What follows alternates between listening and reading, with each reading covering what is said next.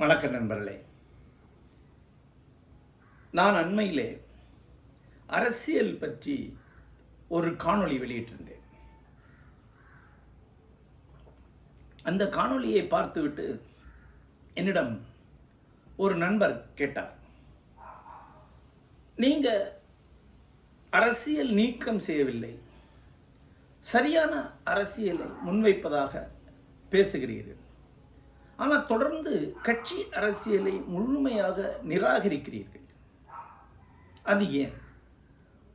உலகம் முழுக்க இருக்கக்கூடிய ஜனநாயகம் என்பது கட்சி அரசியல் தானே, அதை ஏன் நிராகரிக்க வேண்டும்? அப்படி என்றால் அதிகாரம் வழியாக எதுவுமே நடக்காது என்று சொல்ல வருகிறீர்களா?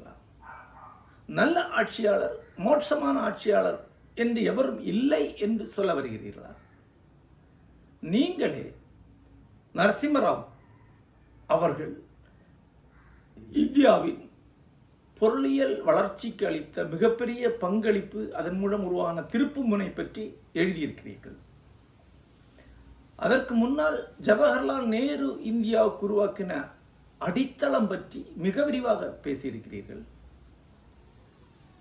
நடுவே இந்திரா காந்தியின் ஆட்சி காலத்தில் அதிகார குவிப்பு, தவறான நிர்வாகம் வழியாக 1/4 நூற்றாண்டு காலம் இந்தியா மாபெரும் பொருளியல் தேக்க நிலையை அடைந்தது என்பதை எதிர்மறையாகவும் குறிப்பிட்டு சொல்லியிருக்கிறீர்கள். அப்படி என்றால் அதிகாரத்துக்கு பங்களிப்பு இருக்கிறது தானே, அதை ஏன் நிராகரிக்க வேண்டும்? என்னுடைய பதில் இதுதான். நான் ஒரு நாட்டில் கட்சி அரசியல் இருக்கக்கூடாது என்றோ, ஒரு நாட்டில் அதிகார அரசியல் தேவையில்லை என்றோ, அதிகார அரசியல் எதுவுமே செய்யாதென்றோ சொல்ல வரவில்லை. நல்ல ஆட்சியாளர், மோசமான ஆட்சியாளர் என்ற பிரிவினை இல்லை என்று சொல்ல வரவில்லை. கண்டிப்பாக ஜவஹர்லால் நேருக்கும் இந்திரா காந்திக்கும் மலைக்கும் மடுவுக்குமான வேறுபாடு இருக்கிறது. நரசிம்மராவுக்கும் இப்போதுள்ள ஆட்சியாளர்களுக்கும் அவ்வளோ பெரிய வேறுபாடு இருக்கிறது. அதை எவரும் மறுக்க முடியாது. அப்படின்னால் நான் பேசிக் கொண்டிருப்பது என்ன? நண்பர்களே, நாம் இப்போ இங்கே வச்சிருக்கக்கூடிய இதே கட்சி அரசியல் தான் ஐரோப்பாவில் இருக்கிறது, அமெரிக்காவில் இருக்கிறது. ஆனால் அங்குள்ள குடிமக்கள் எல்லாம் இரவு பகலாக அரசியலை பேசிக் கொண்டிருப்பதில்லை. அரசியலை ஜாதி சண்டையும், மதச்சண்டையும், இனச்சண்டையும், குழு சண்டையுமாக மாற்றிக்கொண்டிருப்பதில்லை.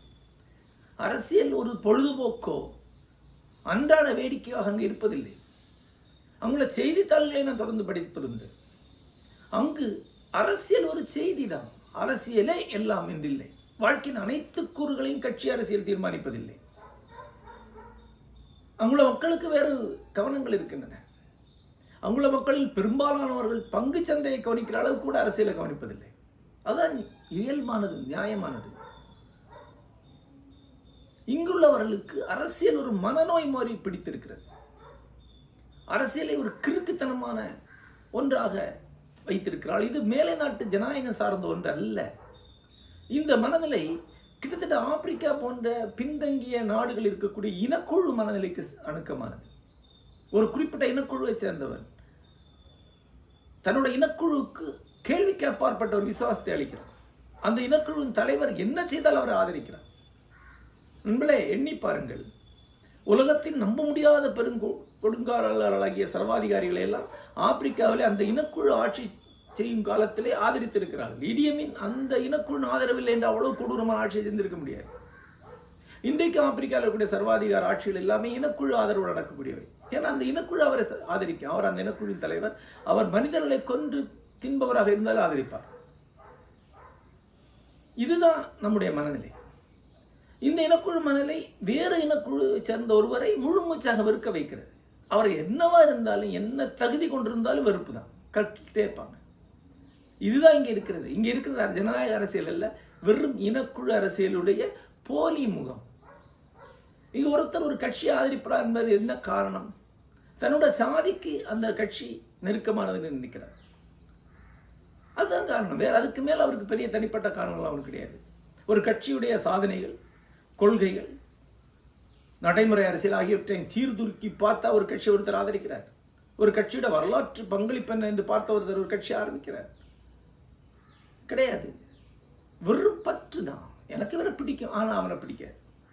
இந்த பற்றில் உழலக்கூடிய ஒருவர், இவரை பிடிக்கும் அவரை பிடிக்காது என்று வெறுமே சத்தம் போட்டு கொண்டு இருக்கக்கூடிய ஒருவர் அரசியல் நடவடிக்கையில் ஈடுபடுவேன் என்று கற்பனை பண்ணி போட்டு பிழை என்று தான் சொல்ல. அது அரசியல் நடவடிக்கை இல்லை, வெறும் இனக்குழு வெறுப்பு, வெறும் வெறுப்ப செயல்பாடு மட்டும்தானே ஒழி, அதுக்கு அப்பால் ஒன்றுமில்லை. அது அரசியல் அல்ல என்று சொல்ல வரேன்.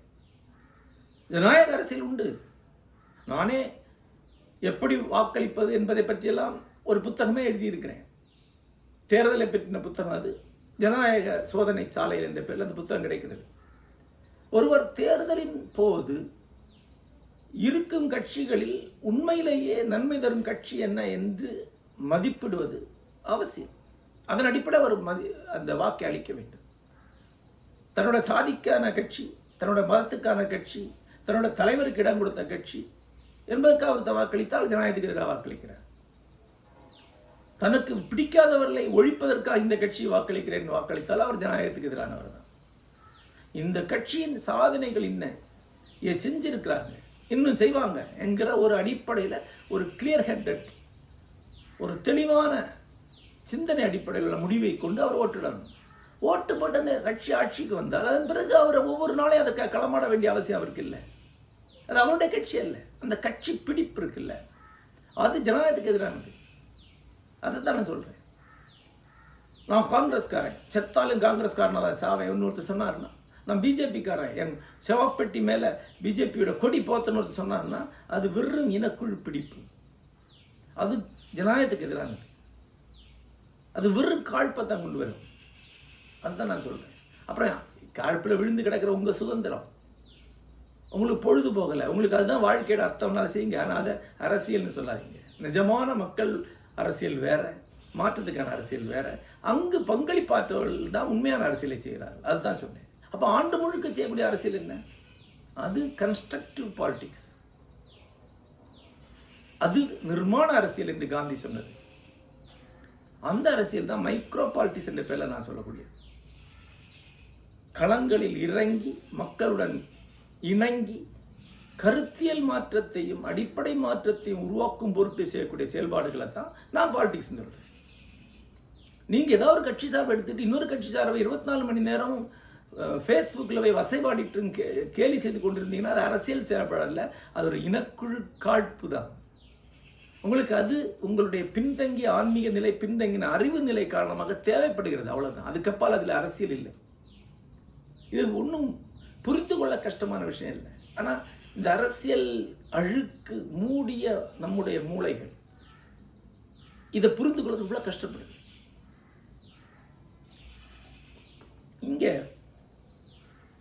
பிரம்மாண்டமான பிரச்சார அமைப்புகள் இருந்த அரசியல் கட்சிகள், அதுக்கப்புறம் தான் மதங்கள். அரசியல் கட்சிகளுக்கு பிரம்மாண்டமான அரசியல் அமைப்பு இருக்கு, பெரிய நிதி அமைப்பு இருக்கு, ஊடகங்கள் முழுக்க அவங்க கையில் இருக்கு, மிகப்பெரிய தொண்டர் படை வைத்திருக்காங்க. ஆகவே உச்ச கட்ட விளம்பரத்தை அவங்க பண்ணிட்டு இருக்காங்க, பிரச்சாரத்தை பண்ணிட்டு இருக்காங்க. இந்தியாவில் விற்கப்படக்கூடிய எந்த ஒரு பொருளுக்கும் ஒரு அரசியல் கருத்துக்கு இருக்கக்கூடிய அளவுக்கு பிரச்சார வலிமை கிடையாது. ஒரு சினிமா 30 கோடி 40 கோடி செலவு பண்ணி பிரச்சாரம் பண்ணுறதுதான் இந்தியாவில் உச்சகட்டம். அதுவே 10 நாள் தான். ஆனால் ஆண்டு முழுக்க ஒவ்வொரு நாளும் 100 கோடி 200 கோடி ரூபாய் செலவு பண்ணி அரசியல் பிரச்சாரம் நடக்குது. அதுக்கு மண்டையை கொடுக்குறவன் ஒரு மடையன். அதை தான் நான் சொல்ல வரேன். அது எந்த பிரச்சாரமாக இருந்தாலும் சரி, ஆளுங்கட்சி பிரச்சாரம் சரி, எதிர்கட்சி பிரச்சாரமாக இருந்தாலும் சரி, அது ஒரு மடத்தனம். அதற்கு அப்பால் நீடிக்கக்கூடிய செயல்பாடுகளில் உண்மையிலே பொருள் உள்ள செயல்பாடு ஈடுபடுவதுதான் அரசியல் என்று சொல்ல வரேன். நீங்கள் ஏதோ ஒரு தரப்பை எடுத்திருக்கீங்க, நம்புறீங்க, அது உங்களுடைய தனித்திறமை, கற்பனை, நீதி உணர்வுனால அதை எடுத்திருக்கேன்னு நினைக்கிறேன். அப்படி இல்லை, வெறும் பிரச்சாரத்துக்கு அடிமையாக இருக்கிறீங்க.